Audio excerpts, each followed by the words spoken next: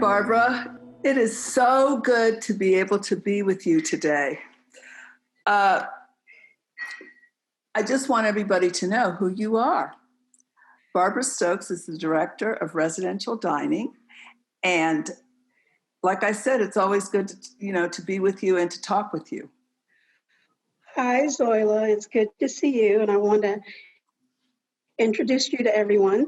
This is Dr. Zoila Errol, the Associate Vice President of Student Affairs for Campus Life. Oh, okay. Barbara, how long have you been at Duke, and what brought you to Duke? So I have been a full-time employee for about 37 years.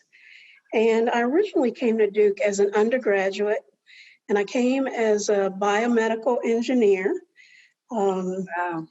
And, I was thinking about this recently, and when I originally came to Duke, I came because my mom was actually born in Durham. And when I was looking for engineering schools, my advisors told me that, Duke was a great place, that as a Black woman, engineering was a good field for me to go into. But I can honestly say that when I came to Duke and being in my classes, it wasn't always the best experience that I had. Wow. Well, what happened? I often felt very lonely and isolated. I was the only African-American female in my classes. Oh my gosh. There would be times where in the labs that I had, which was mostly white males, that the professor would assign lab partners, and I would often not get a lab partner and have to work by myself. So, that just made me feel really uncomfortable being in the class. But where I actually did feel comfortable was at work. I was a work study student, and my first job was actually in the dining halls. Oh, and I found what I called my people, because it was people that looked like me, talked like me, and they became like my uncles and uncles and aunts. So that was where I felt the most at home when I was here. So let me ask you that same question. How long have you been at Duke, and what brought you here? Not nearly as long as you have. I came in 2002. My former boss, Larry Mineta, and I worked at Penn together.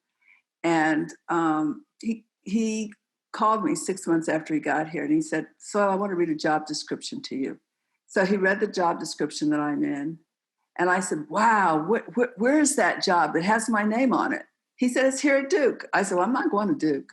He said, "Well, why not?" I said, No. It's in the South. I studied American history in undergrad. I know all about the Civil War. And he said, "Zoila, calm down. Just come for an interview. If you don't like it, you don't have to, stay." Anyway, so I came for the interview, fell in love with the buildings, which looked a lot like buildings that I was used to on the East Coast, academic buildings. And then the people were really wonderful.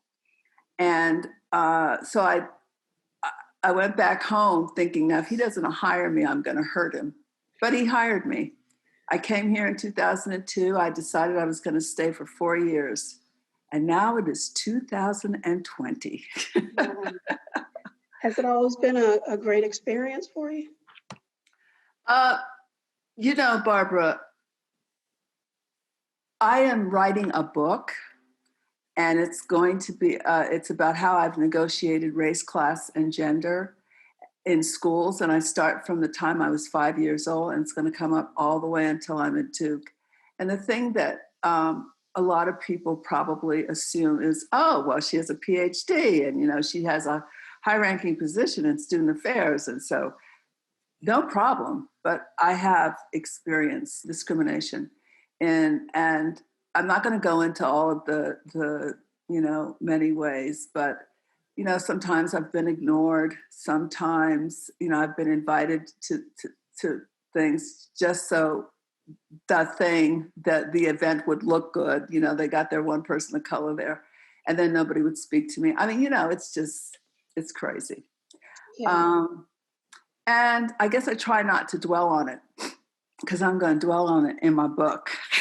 I can't wait to read your book.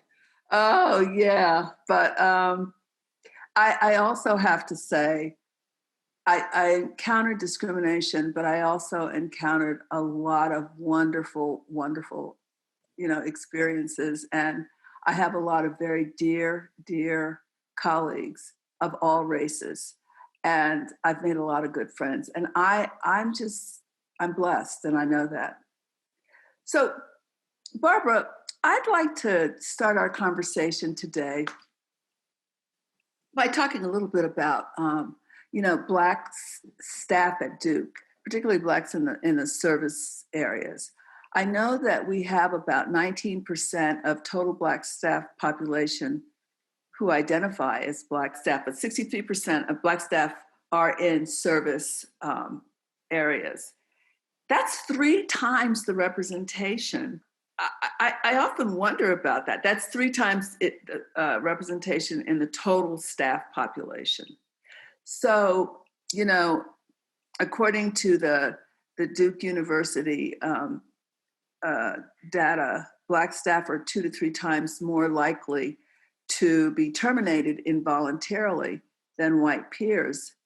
And, terminated involuntarily means terminated for cause and removed from the Duke rolls. So what are some of the things that you think contribute to this? So I think sometimes the disproportionate number of African Americans or Black and Brown employees that are in service roles are because, they're entry level, and that, sometimes there's a factor of fear of, them moving out of those roles. And then sometimes there's a lack of appropriate educational training that they don't have. And one of the things that I know, if you dig deeper into that number of involuntary terminations, Right. you'll find that most of them happen in the first year of service. And so particularly with younger staff and Black and Brown employees, they don't get the adequate support and have strong mentors that help them get through that first year. And one of the things, I was talking to a colleague recently, and we were just talking about culturally, how a lot of times, based on things that have just happened over time, that a lot of African Americans develop defense mechanisms, and so they start to question things when they're in jobs. So for an example, they'll question, if they're asked to do something by a supervisor, they will question, are you having me do this because I'm African American or Black or Brown, or do I really need to be doing this? Right. So sometimes their questioning is taken the wrong way, and it can seem almost like it's being defiant when that's not really what it is. Mm-hmm. And that we always have to remember that people in general want to make connections. And so if we do a better job of explaining some things and providing some of that mentorship, then maybe that won't happen. Wow. Well, how about you? Do you feel like you got mentorship? Because you've moved up. I have moved up, but I think that was from my background. I think it was from the support of the team that I worked with. Mm-hmm. But there are also some colleagues, and you have been one of them that have been there. Yes, that have been there and supported me. So I think overall everybody needs that.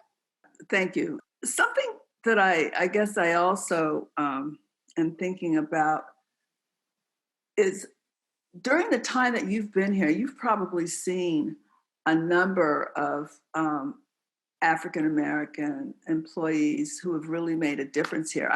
I'm going to tell you, what really made me decide to accept the job to come here is that during the time that I interviewed, Julian Abel was being celebrated in Philadelphia. And he was being celebrated because he had designed the public library in Philadelphia, which is absolutely beautiful. And so it was like Julian Abel week. All right, all kinds of articles about him. And then when I came here and I was in my interview, I saw a picture of him and I said, well, I've seen that man before. And then somebody said to me, well, he's Julian Abel. And I said, so why is he here? I thought he was in Philadelphia. And then it was explained to me that he designed these buildings.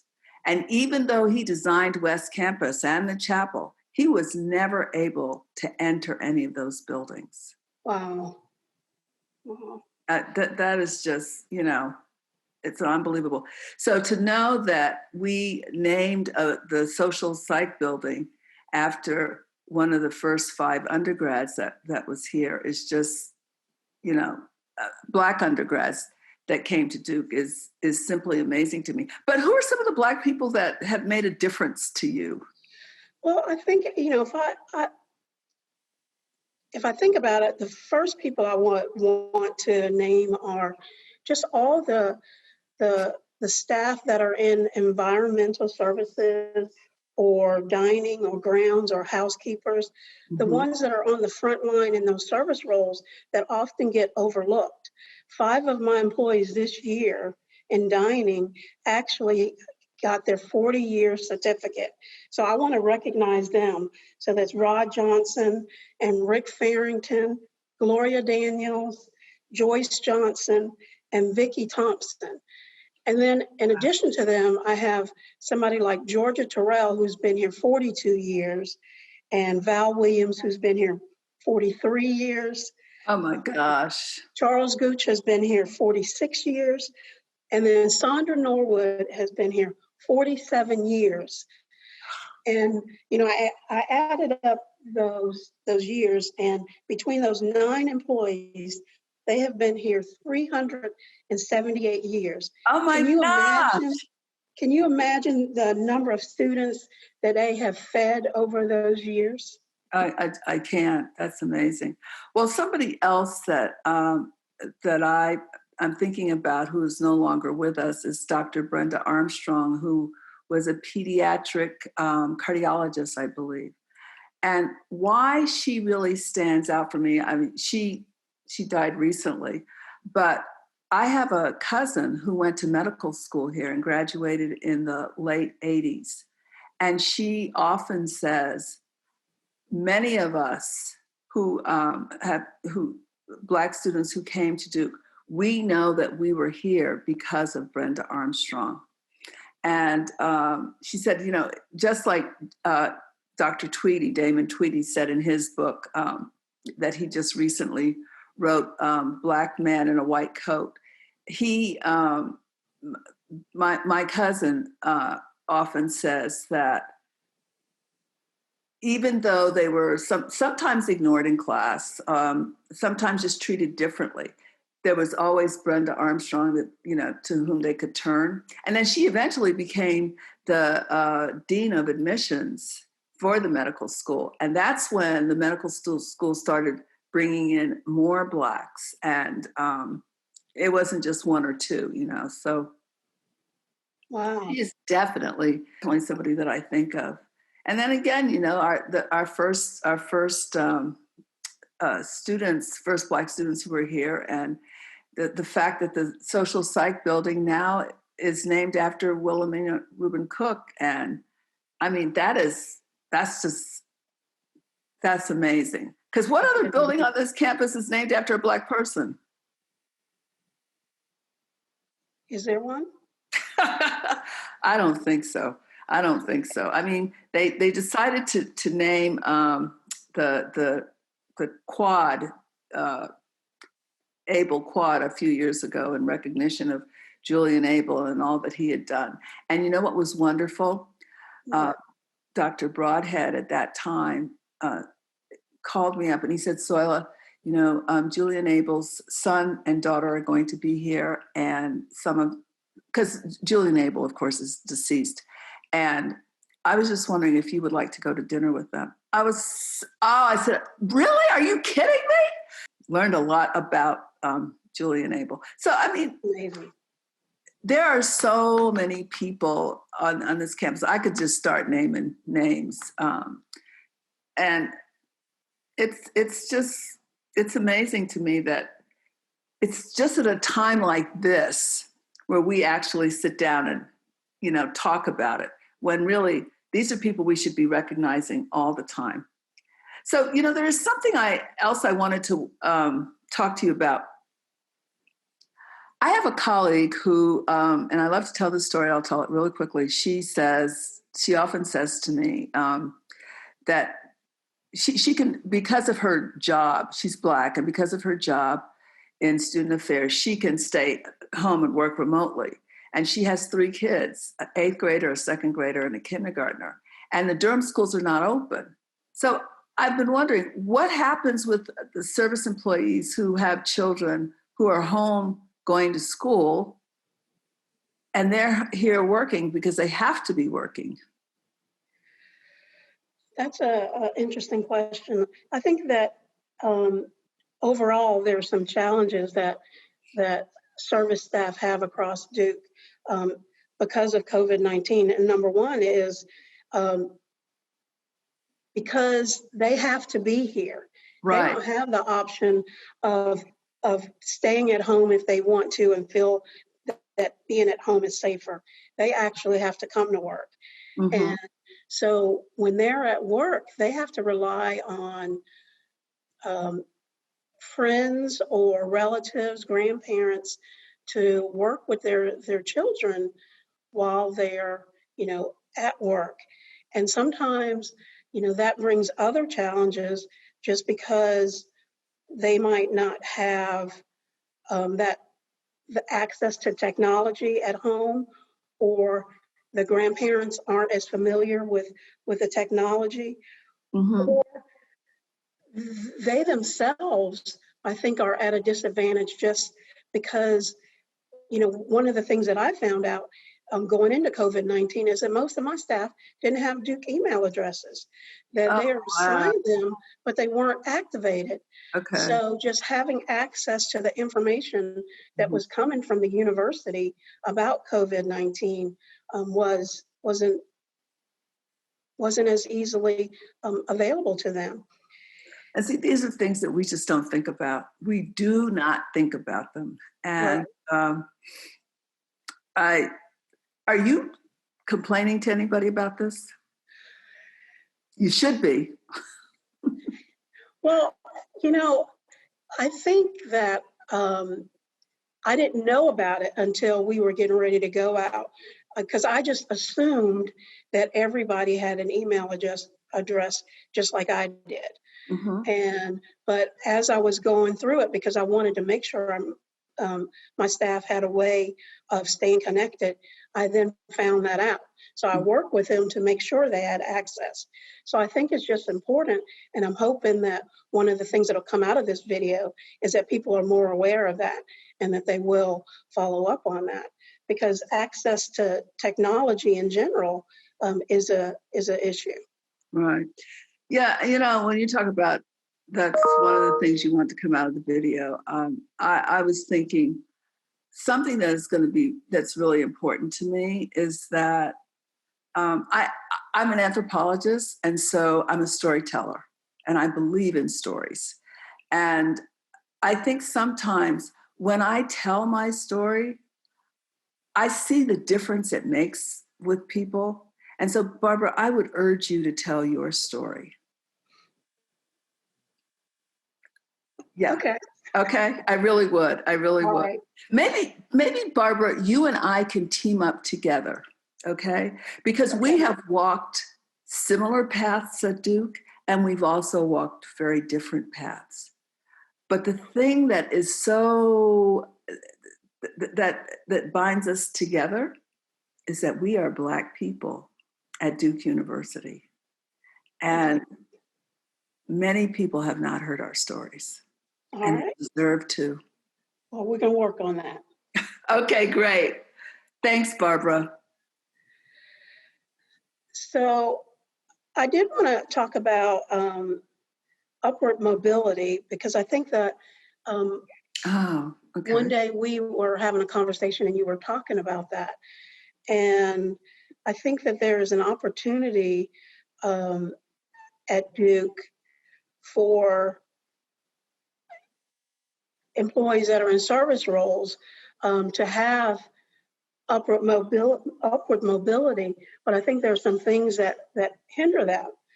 And number one, I think that they don't always know that there's opportunities like the Professional Development Academy, because that's a program that managers have to recommend their staff for. So I don't know if managers are actually doing that. And then even in roles that I've had openings, I've asked staff, why haven't you applied for these other roles outside? And they tell me because they're scared. And I said, what do you mean? And they said that they're scared of leaving the union, that they feel this, that there's a sense of vulnerability associated with working at Duke without the protection of the union. And then there's other roles that require them to have further education.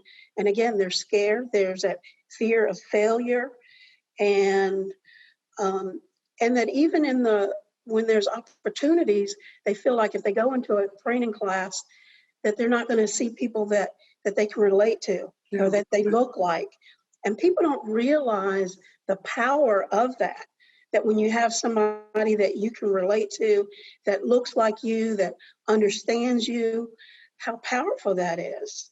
And so we have to change that. Right. I know we're talking about moving up the career ladder, but I would say that that's what probably happened to you in your engineering class. You know, you didn't have a teacher who looked like you didn't have other women who looked like you, and you didn't have an advisor. I mean, Barbara, what I can't believe is you never talked about that to anybody. Well, I think that was, I wasn't expecting it.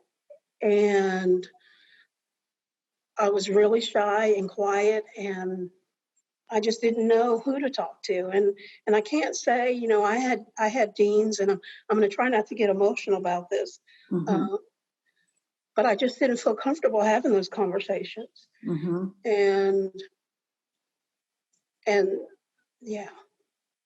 I can understand. You know, the one thing that I will say is my mother has often said, Soila, where did you learn to talk the way you do? And so one of the things that I've learned to do is to really speak up for myself. And I'm not going to go into it now, but the first time I did it was in 8th grade. And I've been doing it ever since. And one thing that I know, when we don't speak up for ourselves, we are ignored. And I guess the very last thing I'll say is, you know, I came from the Northeast. And when I got here, I remember one day a woman who worked in the office, made a discriminatory remark. And the other Blacks in the office just were like really quiet and didn't say anything. And I said to her, wait, do you understand what you just said? And they all said, so don't say anything, don't say anything. And I said, what do you mean don't say anything? And they later told me, you know, we just don't do that in the South. We just keep our heads down. I said, well, you know what? Soila Errol does not. And that's one of the things I teach students. I said, you have to know who you are. You have to command the respect that you want. And when you don't receive it, you've got to talk about it. Right. That's powerful. So, Barbara, what keeps you at, what has kept you at Duke? What's kept me at Duke has been the challenge that I've found in working with the students. And I have really, listen, I love students. I really, really love students.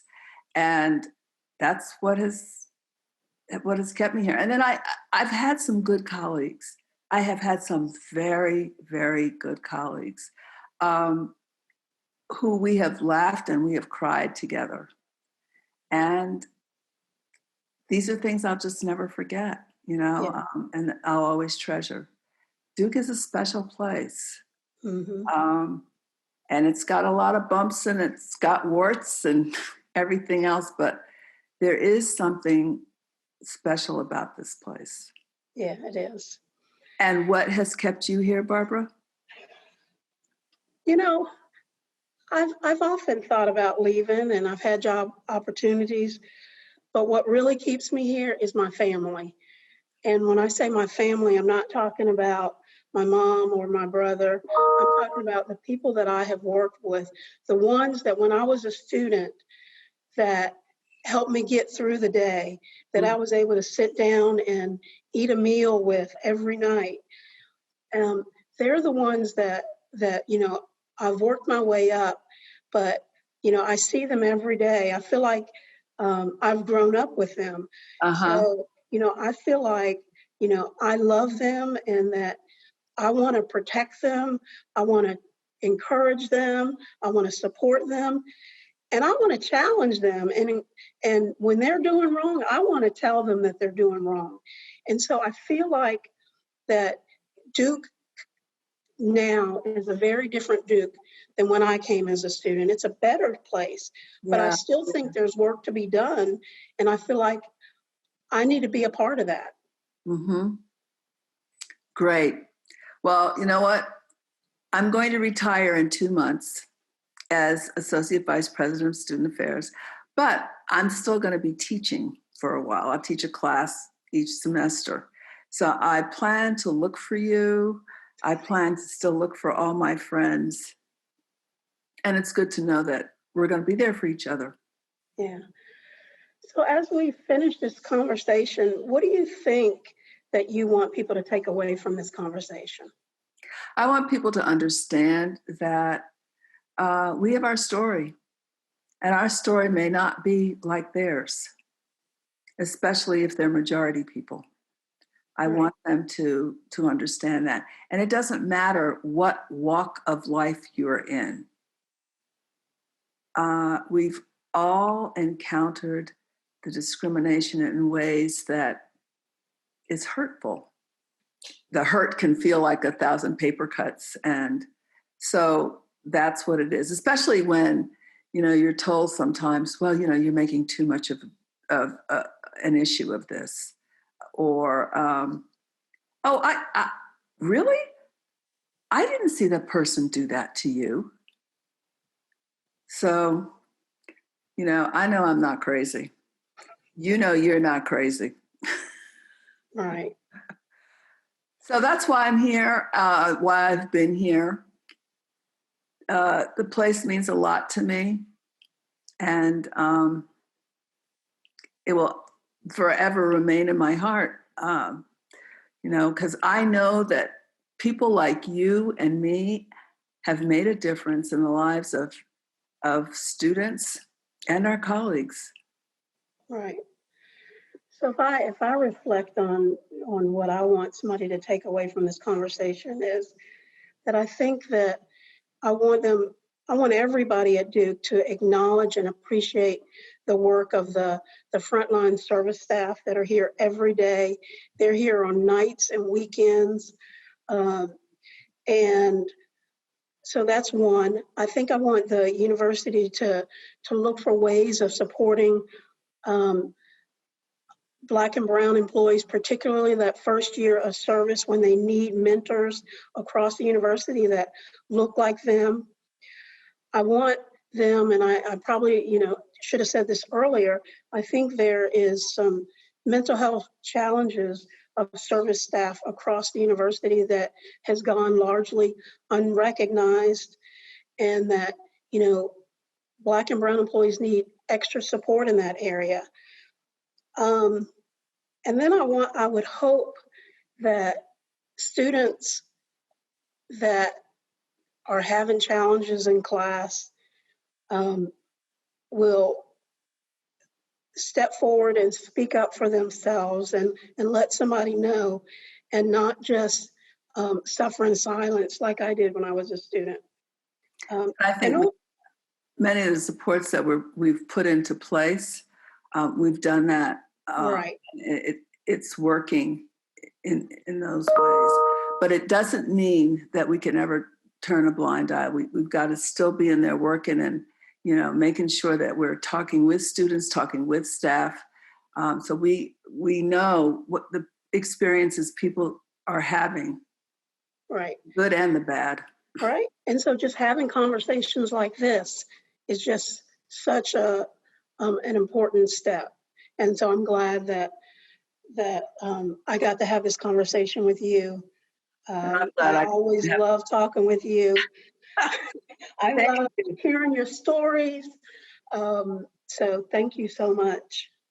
Well, thank you, Barbara. All right. So Barbara, you know, there is one other question I'd like to talk to you about. You know, you talked a little bit about unequal access to technology that service people have. I mean, can you talk a little bit more about the impact on staff? I think that staff that don't have access to Duke emails, it again hinders them from having a way of communicating and gaining information that other people always have access to. I think that also there's a barrier with technology as far as, you know, when we talk about mental health and the fact that now during COVID, you know, if you were to schedule a PAS appointment, it's virtual. And so if you don't have access to technology, then you're not going to have access to those virtual Opportunities. And then I think that, you know, I think back to things like the Living While Black Symposium, and I asked my staff, did they listen to it? And they said no, because they had a challenge getting into it because of the security that was set up, and they weren't familiar with how to do that. So I think that, you know, as we talk about what can do, that we need to look at some of these opportunities as we're putting out information. You know, are we putting it out in various ways that people can have equal access to it? But also, you know, that when we're hiring, that we make sure as part of the onboarding process that we ensure that everybody understands about the technology, that they get that tech training that they might need, that their Duke email is automatically activated and tested. Right. So like you do with direct deposit, they make sure it works. So let's make sure that the Duke emails work. And then that in this whole process that we make sure that training is just diversified. Yeah, you know, it's interesting how you hear today that children in schools, kindergarten, first grade, second grade, they are learning virtually. They have little computers or whatever it is that they have, but we're not providing that for all of our staff. And yeah. Right. Good point, Barbara. Thank you. Thank you.